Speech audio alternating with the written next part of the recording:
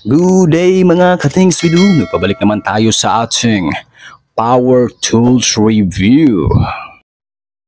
So ang tools na i-review natin ang Inco 20 volts lithium ion cordless brad nailer kit. Yan. Ito ang kanyang itsura para sa board at mga wood. Yan. So ang dip niya sa nail natin ay 15 mm at 35 mm. Yan. Siyempre, meron siyang charger at battery na 2.0 Ah. Meron din siyang features niya, lead light, depth adjustment knob, at hex key. Siyempre, 20 volts. Yung nail, haba ng nail hanggang 18 gauge. Yan.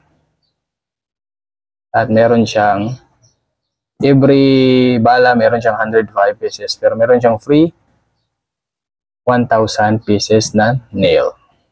At kanyang sa likod para dito mga spare parts. Ayan. So buksan natin yung ating hard case na Inco.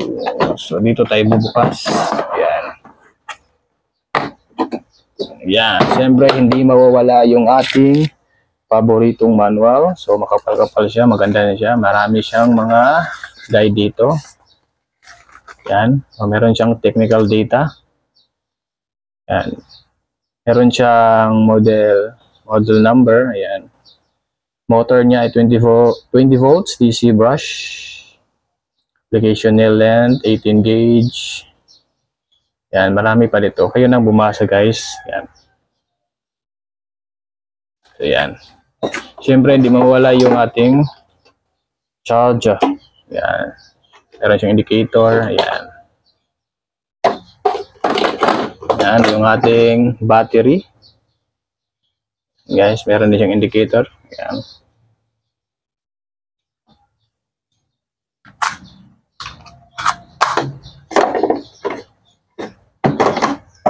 Ayan, yung spare parts niya. Ayan ito. Dalawa. Masyadong masilaw yung ilaw natin. Yan. Siyempre, yung freebirds nail. Yan. Maganda yung box niya, guys. Mismong ating brad nailer. Yan. So, yan. Maraming klase ito, guys. Pero pinili natin yung isang model. Yan. Yan. Tignan natin yung kanyang tsura. Kapal siya guys. Yung timbang niya ay nasa 1.8 ata ito. 1.8 kilos. Ayan. Ayan. Kapag ilalagay natin yung nail bala niya, ito lang. Okay. Ayan. Parang baril lang guys. Ilagay dito, ilagay. Yan.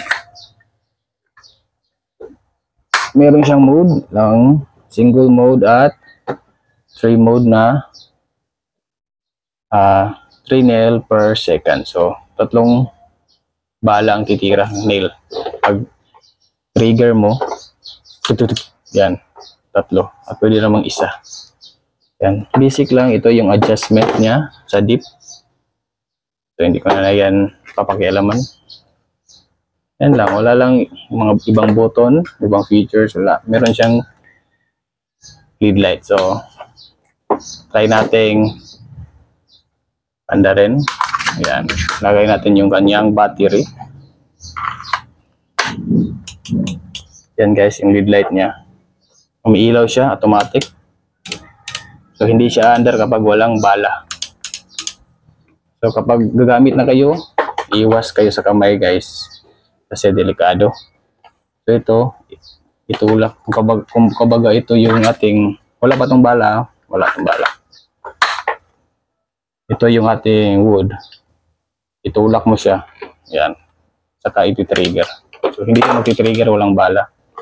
So maghahanap tayo ng kahoy. So lagyan natin ng bala. Sa paglagay ng bala, merong nakaumbog nito na parang ulo ng yan, pako. So dito yung matulis dito. So, buksan natin. Tapos, lagay natin. Yan. Tapos, i-lock natin.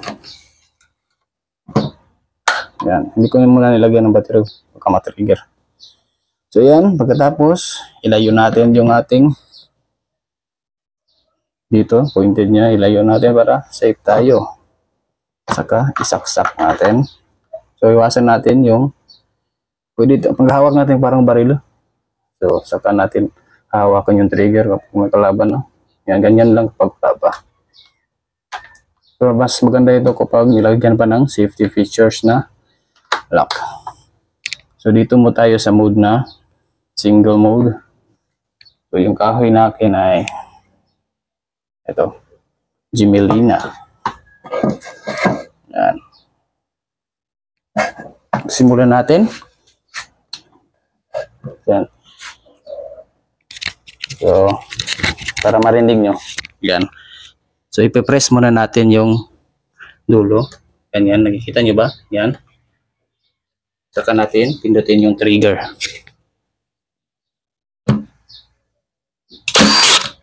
Ayan. Huwag niyong alisin guys ha. Bago ko tumira. Hintayin yung matapos siyang.